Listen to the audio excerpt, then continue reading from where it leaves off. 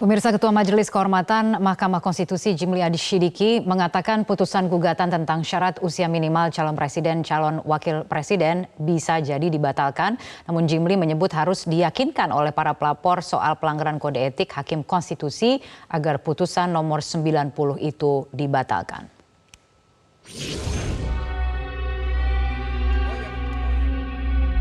Usai memeriksa 3 hakim konstitusi di hari Rabu kemarin, Ketua Majelis Kehormatan Mahkamah Konstitusi Jimli Adi Sidiki menyatakan putusan MK soal batas usia Capres-Cawapres bisa jadi batal. Konsekuensinya bacawa pres Gibran Rakabuming Raka yang mendampingi Prabowo Subianto otomatis akan gagal untuk ikut berkontestasi di pemilu mendatang. Namun Jimli mau diyakinkan terlebih dahulu oleh para pelapor jika ada etik yang memang dilanggar oleh Ketua MK Anwar Usman dan kawan-kawan dalam memutuskan perkara yang memuluskan jalan Gibran itu. Intinya, pertama, bagaimana Anda meyakinkan lembaga penegak kode etik ngurusi perilaku para hakim lalu membatalkan putusan, itu bagaimana? Saya sih mau aja, ya kan? Tapi kalau ngawur-ngawur hanya sekedar emosi, sekedar ya kan nggak bisa, harus dipertanggungjawabkan secara secara benar. Jadi secara hukum. Bisa terbuka peluang untuk mendekat. Bukan soal bisa, saya harus diyakinkan dulu. Mana? Sekarang udah yakin? Belum yakin.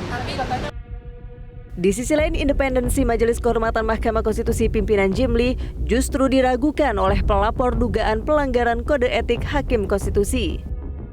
Kalau saya sering istilahkan ini adalah the best that we can get now, walaupun jauh dari ideal. Karena idealnya memang harusnya independen, tidak dilantik oleh Ketua MK sendiri, dan lain sebagainya. Tapi baiklah, cara ini kami tempuh. Nah, tapi saya ingin mengomentari sedikit tuh soal, saya ingin mengingatkan supaya publik juga paham bahwa kode etiknya itu memang tidak bilang hubungan keluarga itu harus terjadi antara hakim dengan pemohon. Benturan kepentingan itu bisa terjadi antara hakim dengan orang yang mempunyai kepentingan langsung terhadap perkara. Nah, nama Gibran itu ada dalam permohonan. Apakah putusan ini akan mempengaruhi putusan MK akan mempengaruhi putusan?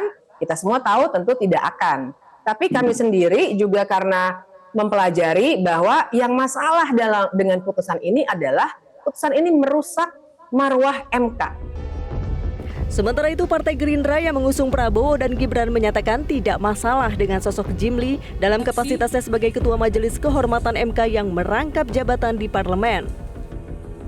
Sebagai anggota Dewan Pimpinan Daerah, anggota Dewan Pimpinan Daerah yang mewakili tentunya masyarakat, Prof. Jimli saya pikir juga masuk sebagai kategori dari yang mewakili unsur tokoh masyarakat. Dan juga ya kita tahu bahwa Prof. Jimli itu juga berpengalaman dalam memimpin Mahkamah Konstitusi, pernah juga jadi Ketua Dewan Penyelenggara Kehormatan Pemilu kalau nggak salah, Dewan Kehormatan Penyelenggara Pemilu DKPP. Nah, sehingga aspek-aspek yang dituntut untuk menjadi hakim MK saya rasa sudah terpenuhi.